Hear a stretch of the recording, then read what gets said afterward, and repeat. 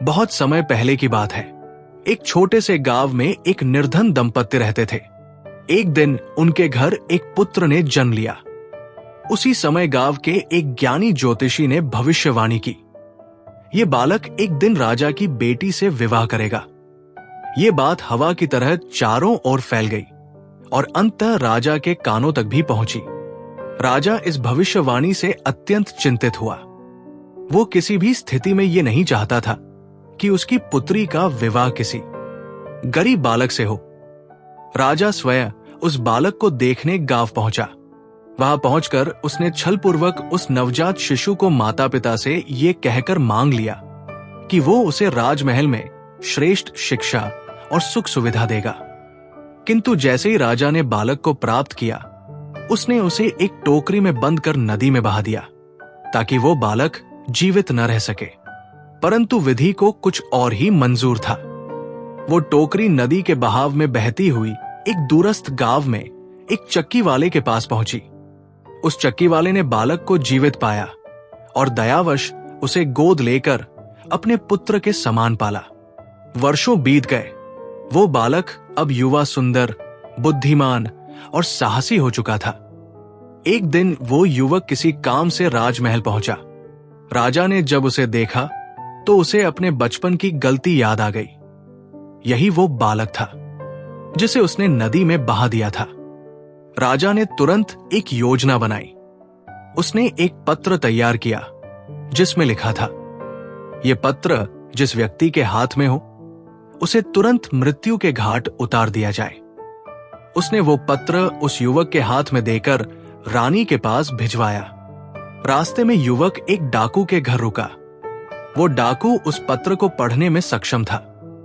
पत्र पढ़कर उसे युवक पर दया आ गई। उसने राजा के पत्र की जगह एक नया पत्र लिख दिया, ये युवक हमारे भाग्य का दामाद बनने योग्य है। मेरी अनुपस्थिति में इसका विवाह राजकुमारी से कर दिया जाए।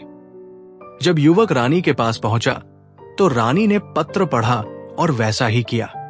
कुछ ही समय बाद युवक का विवाह राजकुमारी से हो गया।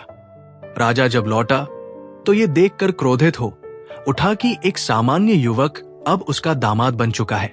वो बोला, यदि तुम वास्तव में मेरे योग्य दामाद बनना चाहते हो तो जाकर शैतान के 3 सोने के बाल ले आओ। युवक ने साहसपूर्वक ये चुनौती स्वीकार कर ली और यात्रा पर निकल पड़ा।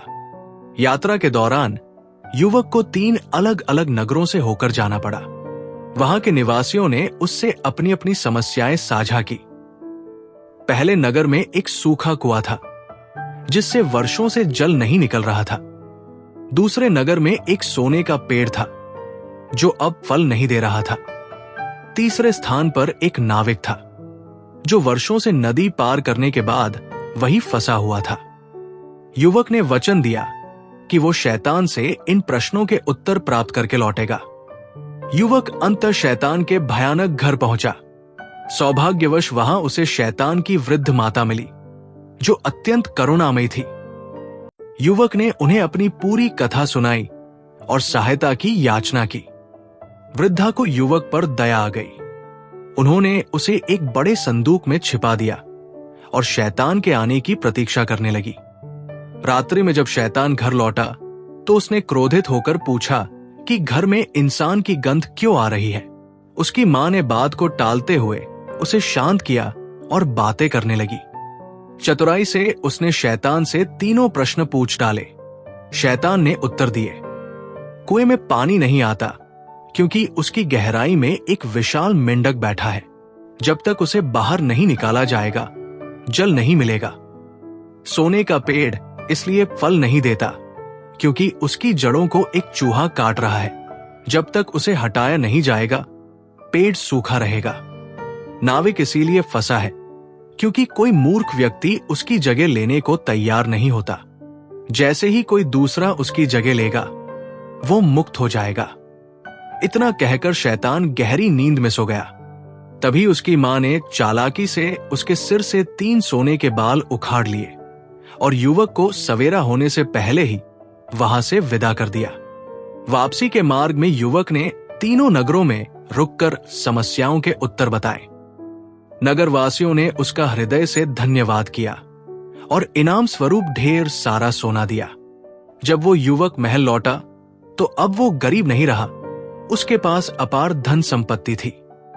राजा उसे देखकर चकित रह गया और पूछ बैठा, इतना धन कहां से लाया? युवक ने हंसते हुए उत्तर दिया, जहां से मैं लौटा हूं वहां नदी के पार सोने की धरती है।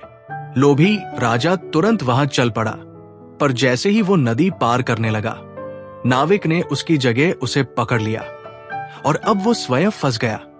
अब वो युवक पूरे राज्य का राजा बन गया और अपनी पत्नी के साथ प्रेम और न्यायपूर्वक राज्य करने लगा। दोस्तों, किस्मत और साहस से हर कठिनाई को पार किया जा सकता है। इस संदेश के साथ हम इस कहानी को यही समाप्त करते हैं और आपसे फिर मिलते हैं किसी और कहानी में। कहानी सुनने के लिए आपका धन्यवाद।